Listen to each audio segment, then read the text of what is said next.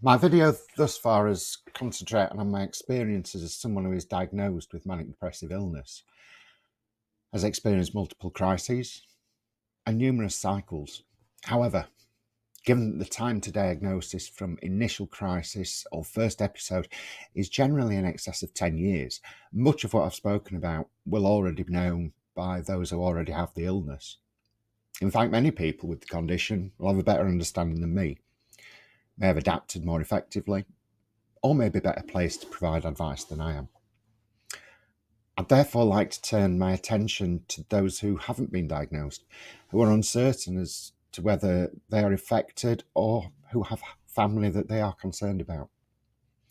I'm clearly not a medical professional, and I must point out that whilst what I say is based on both personal experience, significant amounts of reading and observation of others, I'm in no way qualified to provide a diagnosis, or indeed make any suggestions that someone has, or indeed may have, manic depressive illness.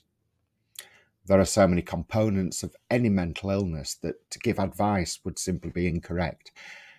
I should also point out that while some characteristics of manic depressive illness may be unique, there's also some history of misdiagnosis within the profession, where symptoms may be similar to other conditions, such as ADHD. However, I do hope I'm able to give some pointers, not so much in relation to a guaranteed manic depression diagnosis, but maybe to show viewers that there may be some form of mental illness worth seeking further support and guidance for. Manic depressive illness, or bipolar disorder, can manifest itself in many ways. Despite the title, depression is not the key characteristic.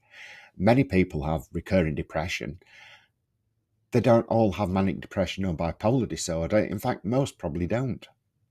It's the mania or hypomania that typifies the condition, to the extent that it's perfectly possible for someone to only ever experience mania or hypomania without ever experiencing deep depression. But therein lies a further problem.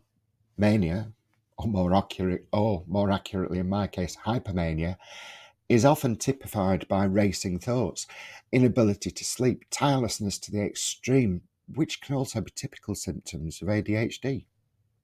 In other words, in a nutshell, it's extremely difficult to self-diagnose, and even more difficult for anyone else to diagnose without psychiatric training. That said, many people I've spoken to, myself included, self-diagnosed our illness. Not as an accurate type diagnosis, but a self-diagnosis all the same, because we saw the signs and knew the exact nature of our recurrent moods. Furthermore, it's almost certainly the case that manic depression will remain undiagnosed until the patient is in or has experienced a manic episode. And it's unfortunate that this will either result in a crisis situation or a depressive episode. This is exactly when I was diagnosed, after a hypomanic period, followed by a significant depressive episode, but no crisis, that was resistant to medication had previously been prescribed for depression, a not too uncommon circumstance.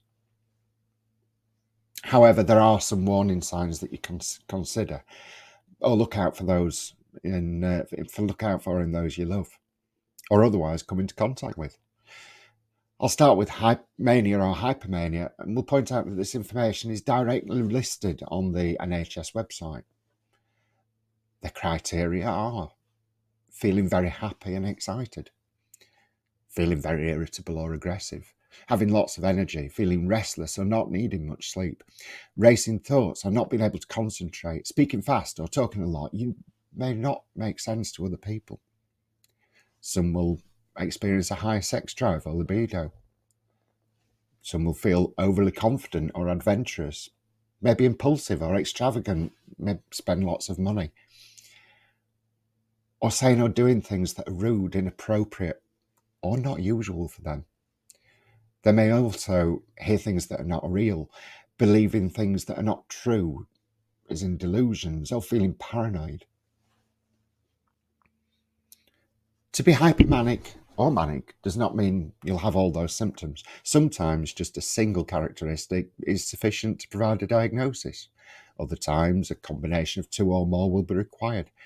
It's clearly important to also consider that some of these characteristics may always also be underlying, which can cause problems in diagnosis as to whether it's just a typical characteristic of your personality or one that's driven by a mental condition.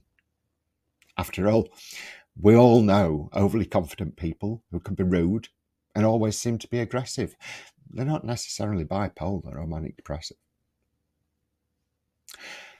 Depression is generally the easier side to diagnose. Depression's common in many people, ranging from mild depression right down to a catatonic state. We know the general signs and can easily relate to them. Whilst depressive episodes may be triggered or not, a clinical diagnosis of depression does not equal a clinical diagnosis of manic depression. However, the existence of the symptoms of mania and the existence of depressive symptoms would certainly be suggestive of further information. That said, as I've listed the signs of mania from the NHS website, I'll do the same for depression. It could be feeling sad or upset, not being interested in things that you usually enjoy, having low energy or feeling tired, or having difficulty sleeping or sleeping a lot, too much, eating too much or too little, low confidence, feeling worthless or hopeless, not being able to concentrate, avoiding seeing or spending time with other people, having suicidal thoughts or thoughts about harming yourself. The biggest problem with bipolar disorder or manic depression is there is no blood test. Whilst bipolar is thought to be genetic, no gene has ever been identified. And as stated before, a person generally must experience a manic or hypomanic episode before they can be diagnosed. It's an unfortunate fact that some will never reach the diagnosis stage. Some may have a history of mild mood swings, but only seek diagnosis when they've a severe swing. And many will reach crisis stage before they're able to start treatment, which may make for a much slower process.